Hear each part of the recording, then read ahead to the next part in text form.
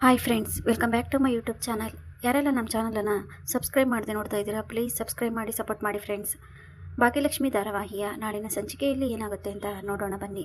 ಸಂಚಿಕೆ ಶುರುವಿನಲ್ಲಿ ತಾಂಡವು ತುಂಬಾ ಕೋಪ ಮಾಡಿಕೊಂಡು, ನಮ್ಮ ಮನೆಯವರೇ ನಾನು ನಂಬಿಲ್ಲ ಅಂದರೆ ಹೇಗೆ, ನನ್ನ ಮೇಲೆ ಸ್ವಲ್ಪನೂ ನಂಬಿಕೆನೇ ಇಲ್ವಲ್ಲ ಅವರಿಗೆ, ಶ್ರೇಷ್ಠನೇ ನನ್ನನ್ನು ಅಂಡರ್ ಎಸ್ಟಿಮೇಟ್ ಮಾಡಿದ್ಲು ಅಂತ ಹೇಳಿ ಕೋಪ ಮಾಡ್ಕೊಂಡು ತಾಂಡವು ಶ್ರೇಷ್ಠ ಮೇಲೆ ಕೂಗಾಡ್ತಾ ಇರ್ತಾನೆ. ಶ್ರೇಷ್ಠ ಅಲ್ಲಿಗೆ ಬಂದು, ತಾಂಡವ್ ಪ್ಲೀಸ್ ನನ್ನ ಮಾತನ್ನ ಅರ್ಥ ಮಾಡ್ಕೊಳ್ ತಾಂಡವ್, ಯಾಕೆ ನಿನಗೆ ಈ ರೀತಿ ಹೇಳಿದೆ ಅಂತ ನೀನು ಅರ್ಥ ಮಾಡ್ಕೋ. ನಿನ್ನ ಕುಗ್ಗಿಸ್ಬೇಕು ಅನ್ನೋ ಉದ್ದೇಶ ನಂದಾಗಿಲ್ಲ. ನಾನು ನೀನು ಬದಲಾಗಬೇಕು ಅಂತ ಮಾತ್ರ ಆ ಥರ ಹೇಳಿದೆ. ನಾನು ದುಡ್ಡಿಲ್ಲ ಅಂದರೆ ಏನು ಮಾಡೋದಕ್ಕೂ ಸಾಧ್ಯನೇ ಇಲ್ಲ. ಅದರಲ್ಲಿ ನೀನು ಕೆಲಸ ಬಿಟ್ಟು ಖಾಲಿ ಕೈಯಲ್ಲಿ ಕೂತ್ಕೊಂಡಿರ್ತೀಯ ಅಂದರೆ ನಿನ್ನ ಕೈಲಿ ಏನೂ ಮಾಡೋಕ್ಕಾಗೋದಿಲ್ಲ.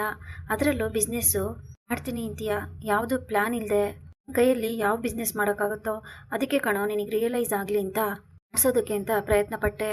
ಅರ್ಥ ಮಾಡ್ಕೋ, ಎಂಥದೇ ಸಿಚುಯೇಷನ್ ಬಂದರೂ ನಿನ್ನನ್ನು ಬಿಟ್ಟೋಗ ಮಾತೇ ಇಲ್ಲ, ಅವಾಗಲೂ ನಾನು ನಿನ್ನ ಜೊತೆನೇ ಇರ್ತೀನಿ ಅಂತ ಹೇಳಿ ಶ್ರೇಷ್ಠ ಅಲ್ಲಿಂದ ಹೋಗ್ತಾಳೆ. ಶ್ರೇಷ್ಠ ಅಲ್ಲಿಂದ ಹೋದ್ಮೇಲೆ ತಾಂಡವ್ ಹೇಳೋದನ್ನೆಲ್ಲ ಹೇಳ್ಬಿಟ್ಟು ಚೆನ್ನಾಗಿ ಬೈದ್ಬಿಟ್ಟು ಈಗ ನಿನ್ನ ಜೊತೆ ಇರ್ತೀನಿ ಅಂತ ನಾಟಕ ಮಾಡ್ತಾ ಇದ್ದಾಳೆ. ಶ್ರೇಷ್ಠ, ನೀನು ನನಗೆ ಅವಮಾನ ಮಾಡಿಬಿಟ್ಟೆ, ಜಾಗದಲ್ಲಿ ಕರ್ಕೊಂಡೋಗಿ ಕೂರಿಸಿ ನನಗೆ ಅವಮಾನ ಮಾಡಿದೆ. ನಿನಗೆ ಮತ್ತೆ ನಮ್ಮ ಮನೆಯವರಿಗೆ ಎಲ್ರಿಗೂ ಸರಿಯಾಗಿ ನಾನು ಪಾಠ ಕಲಿಸ್ತೀನಿ, ಎಲ್ಲರೂ ನನಗೆ ಅವಮಾನ ಮಾಡಿದ್ದಾರೆ ಅಂತ ಹೇಳಿ ತಾಂಡವ್ ಕೋಪ ಮಾಡ್ಕೊತಾ ಇರ್ತಾನೆ. ಕಡೆ ಸುನಂದ ಮನೇಲಿ ಗಣಪತಿ ಪೂಜೆ ಮಾಡೋದಕ್ಕೆ ಎಲ್ಲ ತಯಾರಿ ಮಾಡ್ಕೊಂಡಿರ್ತಾರೆ. ಪಕ್ಕದ ಹೆಂಗಸರೆಲ್ಲ ಬಂದ್ಬಿಟ್ಟು ಸಂಭ್ರಮದಿಂದ ಎಲ್ಲ ತಯಾರಿ ಮಾಡ್ತಾ ಇರ್ತಾರೆ. ಈಗ ನಮ್ಮ ಪೂಜೆನ ಮದುವೆ ಫಿಕ್ಸ್ ಆಯ್ತಲ್ಲ, ಅದೇ ನಮಗೆ ಖುಷಿ. ಮೊದಲು ಮದುವೆ ಕ್ಯಾನ್ಸಲ್ ಆಯಿತು ಅನ್ನೋದನ್ನ ಕೇಳಿ ತುಂಬ ಬೇಜಾರಾಗಿತ್ತು. ಆಗ ದೊಡ್ಡ ಮನೆಗೆ ಸೊಸೆಯಾಗಿ ಹೋಗ್ತಾ ಇದ್ದಾಳೆ ನಮ್ಮ ಪೂಜಾ. ಮತ್ತು ಮನೆತವನದವರು ತುಂಬ ಒಳ್ಳೆಯವರಂತೆ, ತುಂಬಾನೇ ರಿಚ್ ಫ್ಯಾಮಿಲಿ ಅಂತೆ. ಒಟ್ಟಿನಲ್ಲಿ ನಮ್ಮ ಪೂಜಾ ಆ ಮನೆಗೆ ಸೊಸೆಯಾಗಿ ಹೋಗ್ತಾ ಇದ್ದಾಳಲ್ಲ, ಆ ಮನೆಯಲ್ಲಿ ಕೈಗೊಬ್ರು ಕಾಲ್ಗೊಬ್ರು ಆಳಿದ್ದಾರೆ ಅಂತ ಹೇಳಿ ತುಂಬಾನೇ ಒಳ್ಳೆ ಮನೆತವರದವರು ಅಂತ ಹೊಗಳ್ತಾ ಇರಬೇಕಾದ್ರೆ, ಇನ್ನು ಸುನಂದ ಇದು ಅಕ್ಕಪಕ್ಕದವರೆಲ್ಲ ಹಾವು ಮುಂಗ್ಸಿ ಥರ ಇದ್ದವರು ಇವತ್ತು ಇಷ್ಟೊಂದು ಚೆನ್ನಾಗಿ ಬಂದು ಇಷ್ಟೊಂದೆಲ್ಲ ಹೊಗಳ್ತಾ ಇದ್ದಾರೆ, ಎಲ್ಲ ನೋಡಿ ತುಂಬಾನೇ ಖುಷಿ ಆಗ್ತಾ ಇದೆ ಅಂತ ಕುಸುಮ ಹೇಳ್ತಾರೆ. ಅಯ್ಯೋ ಬೀಗ್ತಿಯಮ್ಮ, ಅಕ್ಕಪಕ್ಕದವರು ಅಂದರೆ ಅದೆಲ್ಲ ಇದ್ದಿದ್ದೆ ಅಲ್ವಾ, ಇವತ್ತು ಬಂದು ಎಷ್ಟು ಚೆನ್ನಾಗಿ ಹೊಂದಾಣಿಕೆಯಿಂದ ಕೆಲಸ ಮಾಡ್ಕೊಂಡು ಹೋಗ್ತಾ ಇದ್ದಾರೆ ನೋಡಿ, ಅಕ್ಕಪಕ್ಕದವರು ಅಂದರೆ ಇದೇ ಥರ ಅಲ್ವಾ ಅಂತ ಸುನಂದ ಹೇಳ್ತಿರ್ತಾರೆ. ಅಲ್ಲಿಗೆ ಭಾಗ್ಯ ಬರ್ತಾಳೆ. ಯಾ ಬಾ ಅಮ್ಮ, ನೀನು ಬರೋದನ್ನೇ ಕಾಯ್ತಾ ಇದ್ದೆ, ಇವಾಗ ನೀನು ಪೂಜೆಗೆ ರೆಡಿ ಮಾಡ್ಕೊಳ್ಳೋದು ಅಷ್ಟೇ ಇರೋದು ಅಂತ ಹೇಳ್ತಾರೆ. ಅದು ಸರಿ, ಯಾಕಮ್ಮ ಬಗ್ಗೆ ಬೇಜಾರಾಗಿದೆಯಾ ಕೇಳಿದಾಗ, ಇಲ್ವಲ್ಲ ಹಾಗೆಲ್ಲ ಏನೂ ಇಲ್ಲ, ನೀನು ಯಾಕೆ ಬೇಜಾರಲ್ಲಿದೆಯಾ ಅಂದ್ರೆ ನಮಗೆ ಗೊತ್ತಾಗೋದಿಲ್ವಾ, ಈಗ ತಂಗಿ ಮದುವೆ ಜವಾಬ್ದಾರಿನ ನೀನೇ ತೊಗೊಂಡಿದ್ಯಾ, ನಿನಗೆ ಟೆನ್ಷನ್ ಆಗ್ತಿದ್ಯಾ, ನೀನೇನು ಯೋಚನೆ ಮಾಡಬೇಡ, ಎಲ್ಲ ಕೆಲಸನೂ ನಾವೇ ಮಾಡ್ತೀವಿ ಅಕ್ಕಪಕ್ಕದವ್ರು ಹೇಳ್ತಾ ಇರ್ತಾರೆ. ಕಡೆ ರಾಮದಾಸ್ ಹತ್ರ ಕನ್ನಿಕಾ ಬಂದ್ಬಿಟ್ಟು, ನೀವು ಭಾಗ್ಯ ಒಳ್ಳೆಯವಳು ಹಾಗೆ ಹೀಗೆ ಅಂತ ಹೇಳ್ತಾ ಇದ್ರಿ ತಾನೆ, ಆದರೆ ಆ ಭಾಗ್ಯ ಒಳ್ಳೆಯವಳು ಅಲ್ವೇ ಅಲ್ಲ, ಎಷ್ಟು ಕೆಟ್ಟವಳು ಅಂತ ನನಗೆ ಗೊತ್ತಿತ್ತು.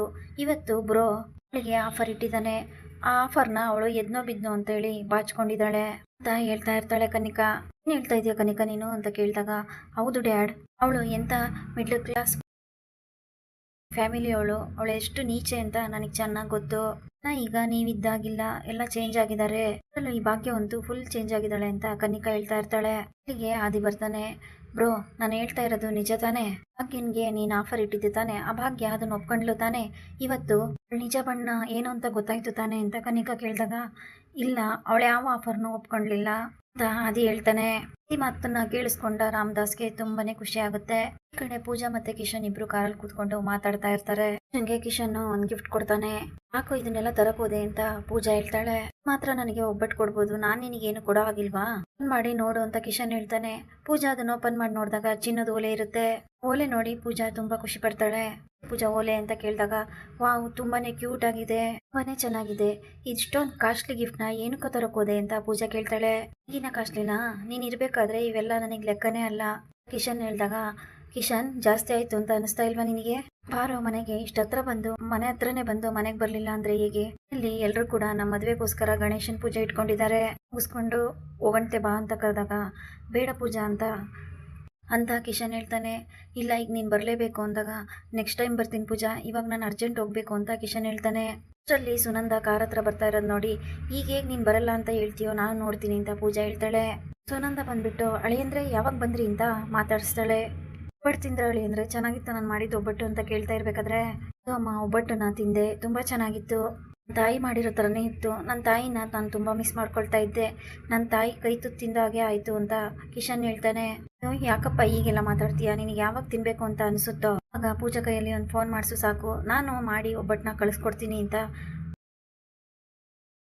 ಸುನಂದ ಹೇಳಿದಾಗ, ಸರಿ ಆಯಿತು ಆಂಟಿ ಅಂತ ಕಿಶನ್ ಹೇಳ್ತಾನೆ. ನನಗೆ ಆಂಟಿ ಅಂತ ಹೇಳ್ತಾ ಇದೆಯಲ್ಲಪ್ಪ, ನಾನು ನಿನಗೆ ಮುಂದೆ ಅತ್ತೆ ಆಗೋಳು. ನೀವು ನನಗೆ ಆಂಟಿ ಅಂತ ಕರಿಬೇಡ, ಇನ್ಮೇಲೆ ಅತ್ತೆ ಅಂತ ಕರಿ ಅಂತ ಸುನಂದ ಹೇಳ್ತಾರೆ. ಸರಿ ಆಯಿತು, ಬರೀ ಸರಿ ಆಯಿತು ಅಂತ ಹೇಳ್ಬೇಡಪ್ಪ, ಅತ್ತೆ ಅಂತ ಕರಿ ಅಂದಾಗ ಸರಿ ಆಯಿತು ಅತ್ತೆ ಅಂತ ಕಿಶನ್ ಹೇಳ್ತಾನೆ. ಅಲ್ಲಿಗೆ ಕುಸುಮ ಮತ್ತು ಭಾಗ್ಯ ಇಬ್ಬರು ಬರ್ತಾರೆ.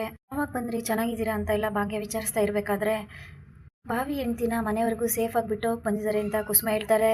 ಪೂಜಾ ಕೈಯಲ್ಲಿ ಗಿಫ್ಟ್ ಬೇಕು ಇರಂಗಿದೆ, ಏನದು ಅಂತ ಕೇಳ್ತಾ ಇರ್ಬೇಕಾದ್ರೆ ಇದು ಅತ್ತೆ ನನಗೋಸ್ಕರ ಅಂತ ಹೇಳಿ ಚಿನ್ನದ ಓಲೆ ತಗೊಂಬಂದಿದ್ದಾರೆ ಅಂತ ಪೂಜಾ ಹೇಳ್ತಾಳೆ.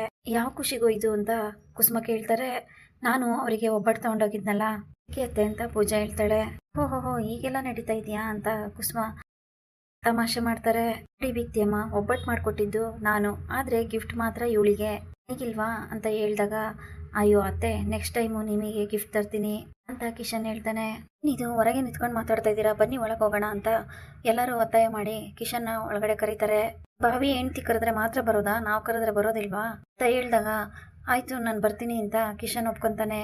ಸರಿ ಪೂಜಾ ನೀನು ಮುಂದೆ ನಡಿ, ನಾನು ಹಿಂದೆ ಬರ್ತೀನಿ ಅಂತ ಕಿಶನ್ ಹೇಳಿದಾಗ ಪೂಜಾ ಕಿಶನ್ನೇ ನೋಡ್ಕೊತ ಮುಂದೆ ಹೋಗ್ತಾ ಇರ್ತಾಳೆ. ಎಡವಿ ಬಿದ್ದುಬಿಡ್ತಾಳೆ. ಬಿದ್ದೋದ್ಲಲ್ಲ, ಕಾಲಲ್ಲಿ ಬೇರೆ ರಕ್ತ ಬರ್ತಾ ಇದೆ. ಒಳಗಡೆ ಕರ್ಕೊಂಡು ಹೋಗ್ತಾ ಇರ್ಬೇಕಾದ್ರೆ ಕಿಶನ್ಗೆ ತುಂಬಾನೇ ಭಯ ಆಗುತ್ತೆ. ಬಿಡಿಲಿ ಏನ್ ಮಾಡೋದು ಅಂತ ಯೋಚನೆ ಮಾಡ್ತಾ ಇರ್ತಾನೆ ಕಿಶನ್.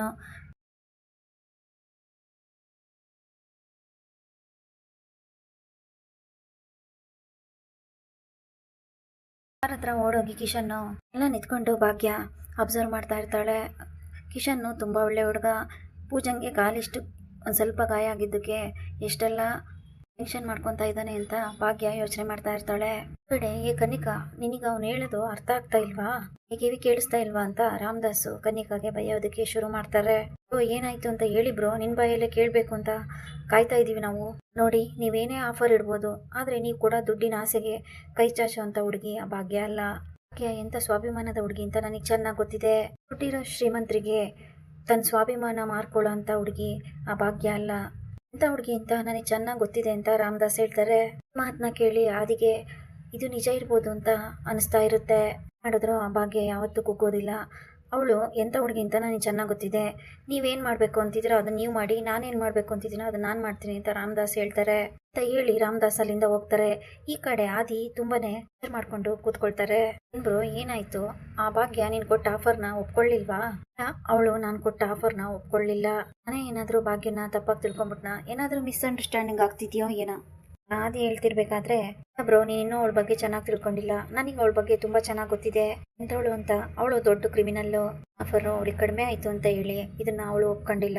ಇನ್ನೇನಾದ್ರೂ ಬೇರೆ ಆಫರ್ಗೆ ಅವಳು ಟ್ರೈ ಮಾಡ್ತಾ ಇರ್ಬೋದು. ಅವಳು ನಮ್ಮ ಆಸ್ತಿ ಮೇಲೆ ಕಣ್ಣಿಟ್ಟಿರ್ಬೋದು. ಈ ಪೂಜಾ ಅವಳು ನಮ್ಮನೆ ಸೊಸೆಯಾಗಿ ಬಂದ್ಬಿಟ್ರೆ ನಮ್ಮನೆ ಆಸ್ತಿನೆಲ್ಲ ಅವಳು ಕಂಟ್ರೋಲ್ಗೆ ತಗೋಬಹುದು ಅಂತ ಅವಳು ಈ ರೀತಿ ಮಾಡ್ತಾ ಇದ್ದಾಳೆ ಅಂತ ಹೇಳಿ ಕನಿಕಾ ಹೇಳ್ತಾ ಇರ್ತಾಳೆ. ಕಡೆ ಪೂಜನ್ ಗಾಯಕ್ಕೆ ಅರಿಶಿನ ಪುಡಿ ಹಚ್ತಾ ಇರ್ಬೇಕಾದ್ರೆ ಅಕ್ಕ ಇದನ್ನೆಲ್ಲ ಬೇಡ ಬಿಡೆ, ನನಗೊಂಥರ ಆಗ್ತಾ ಇದೆ ಅಂತ ಪೂಜೆ ಹೇಳ್ತಾಳೆ. ಅಷ್ಟರಲ್ಲಿ ಕಿಶನ್ ಓಡ್ಕೊಂಡು ಬಂದು ಫಸ್ಟ್ ಏಡ್ ಕಿಟ್ ತಗೊಂಡ್ಬಂದು ನೀವು ಸರಿರಿ ಅಂತ ಭಾಗ್ಯನ ಸರಿಸಿ ಕಾಲಿನ ಗಾಯಕ್ಕೆ ಟ್ರೀಟ್ಮೆಂಟ್ ಮಾಡ್ತಾ ಇರ್ತಾನೆ. ಇದನ್ನೆಲ್ಲ ನೋಡಿದಂತ ಮನೆಯವರಿಗೆ ತುಂಬಾನೇ ಖುಷಿ ಆಗುತ್ತೆ. ಅಕ್ಕಪಕ್ಕದ ಮನೆ ಹೆಂಗಸರೆಲ್ಲ ಯಾರು ಇವನು ಯಾಕೆ ಈ ತರ ಮಾಡ್ತಾ ಇದ್ದಾನೆ ಅಂತ ಶಾಕಲ್ಲೇ ನೋಡ್ತಾ ಇರ್ತಾರೆ. ಅಂದವ್ರೆ ಯಾರು ಈ ಹುಡುಗ ಇಷ್ಟೊಂದು ಗಾಬರಿ ಪಟ್ಕೊಂಡು ಅವಳ ಕಾಲಿಗೆ ಔಷಧಿ ಹಚ್ತಾ ಇದ್ದಾನಲ್ಲ ಅಂತ ಕೇಳ್ತಾರೆ. ಬಿಡಿಲಿ, ನಾನು ಯಾರು ಅಂತ ಹೇಳೋದನ್ನೇ ಮರ್ತು ಬಿಟ್ಟೆ, ಇವರೇ ನಮ್ಮ ಪೂಜನ ಮದುವೆ ಆಗೋ ಹುಡುಗ ಅಂತ ಹೇಳಿ ಸುನಂದ ಹೇಳ್ತಾರೆ. ನೀನ್ ತುಂಬಾ ಪುಣ್ಯ ಮಾಡಿದ್ಯಾ, ಈ ಹುಡುಗ ನೋಡು ನಿನ್ ಬಗ್ಗೆ ಎಷ್ಟೊಂದು ಕಾಳಜಿ ಮಾಡ್ತಾ ಇದ್ದಾನೆ, ಹುಡುಗನ್ ಪಡೆಯೋದಕ್ಕೆ ನೀನ್ ನಿಜವಾಗ್ಲೂ ಪುಣ್ಯ ಮಾಡಿದ್ಯಾ ಅಂತ ಹೇಳ್ತಾ ಇರ್ತಾರೆ. ಕಡೆ ಆದಿ ಮನಸ್ಸನ್ನ ಬದಲಾಯಿಸೋದಕ್ಕೆ ಅಂತ ಕನಿಕಾ ತುಂಬಾ ಪ್ರಯತ್ನ ಪಡ್ತಾ ಇರ್ತಾಳೆ. ಹೌದಾ, ಅವಳು ಈ ರೀತಿ ಎಲ್ಲ ಇದ್ದಾಳ, ಅವಳು ನಮ್ಮ ಅಪ್ಪನ ಆಸ್ತಿ ಮೇಲೆ ಕಣ್ಣಾಗ್ತಾ ಇದ್ದಾಳೆ ಅಂದ್ರೆ ಅದು ಯಾವುದೇ ಕಾರಣಕ್ಕೂ ನೆರವೇರೋದಿಲ್ಲ. ಅವಳು ನಾನು ಕೊಟ್ಟಿರೋ ಆಫರ್ ತಗೊಂಡು ನಮ್ಮಿಂದ ದೂರ ಹೋಗ್ಬೋದಾಗಿತ್ತು. ಇನ್ನೂ ದೊಡ್ಡದಾಗಿ ಯೋಚನೆ ಮಾಡ್ತಾ ಇದ್ದಾಳೆ ಅಂದ್ರೆ ಅದು ಯಾವುದೇ ಕಾರಣಕ್ಕೂ ನಡೆಯೋದಕ್ಕೆ ನಾನ್ ಬಿಡೋದಿಲ್ಲ. ಬಿಡಿಗಾಸು ಕೂಡ ಸಿಗದೆ ಇರೋ ರೀತಿ ನಾನ್ ಮಾಡ್ತೀನಿ ಅಂತ ಹೇಳಿ ಆದಿ ಹೇಳ್ತಾ ಇರ್ತಾನೆ. ಅಷ್ಟರಲ್ಲಿ ಅಲ್ಲಿಗೆ ಕಾಮತ್ ಅವರು ಫೋನಲ್ಲಿ ಮಾತಾಡ್ಕೊಂತ ಬರ್ತಾರೆ. ಹೌದಾ, ಇನ್ನು2 ದಿನದಲ್ಲೇ ಡೇಟ್ ಚೆನ್ನಾಗಿದೆಯಾ? ಯಾವ ಡೇಟ್ ಚೆನ್ನಾಗಿದೆ ಅಂತ ಅನ್ಸುತ್ತೆ ಆ ಡೇಟ್ನ ಫಿಕ್ಸ್ ಮಾಡಿ ಎಲ್ಲ ತಯಾರಿನೂ ಮಾಡ್ಕೊಂತೀವಿ ಅಂತ ಹೇಳಿ ರಾಮದಾಸ್ ಫೋನಲ್ಲಿ ಹೇಳ್ತಾ ಇರ್ತಾರೆ. ಏನಪ್ಪ ಅದು, ಏನ್ ಡೇಟ್ ಫಿಕ್ಸ್ ಮಾಡ್ತಾ ಇದ್ದೀರಾ ಅಂತ ಆದಿ ಕೇಳ್ತಾನೆ. ಅದೇ ಕಣೋ ಆದಿ, ಪೂಜಾ ಮತ್ತೆ ಕಿಶನ್ ಎಂಗೇಜ್ಮೆಂಟ್ಗೆ ಹೇಳ್ತಾ ಇದ್ದೀರಪ್ಪ ನೀವು ಅಂತ ಆದಿ ಕೇಳ್ತಾನೆ.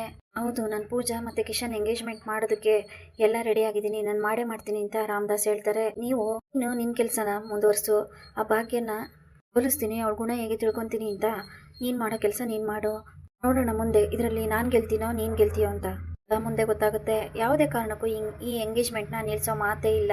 ರಾಮದಾಸ್ ಹೇಳಿರೋ ಮಾತಿಗೆ ಕನ್ನಿಕಾ ಮತ್ತು ಆದಿಗಿಬ್ಬರಿಗೂ ಶಾಕ್ ಆಗುತ್ತೆ. ಇಲ್ಲಿಗೆ ಈ ಸಂಚಿಕೆ ಮುಕ್ತಾಯವಾಗುತ್ತದೆ. Thanks for watching.